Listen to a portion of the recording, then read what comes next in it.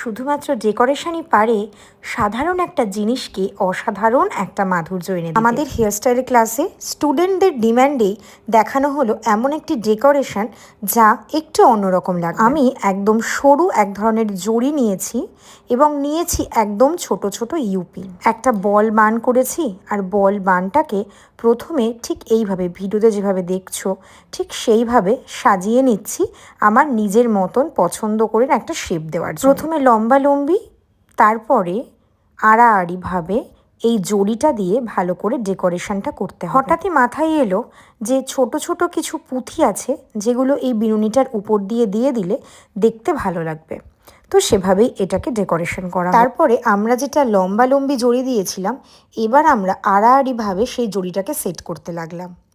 একটু সময় লাগলো, 5 থেকে 7 মিনিট মতন সময় লাগলো, কিন্তু ডেকোরেশনটা দেখতে না একটু অন্যরকম হবে। তবে ডেকোরেশন এখানেই শেষ নয়।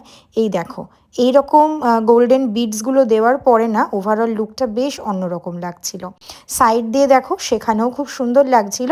আমি সাইড দিয়ে এবং সামনে দিয়ে দুরকমভাবেই দেখালাম। সাবেকি হেয়ারস্টাইলের কিন্তু এইটা বেশ ভালো লাগবে। তোমাদের এইরকম হেয়ারস্টাইলের ডেকোরেশনটি কেমন লাগলো জানাতে কিন্তু কমেন্ট সেকশনে একদমই ভুলে যেও না।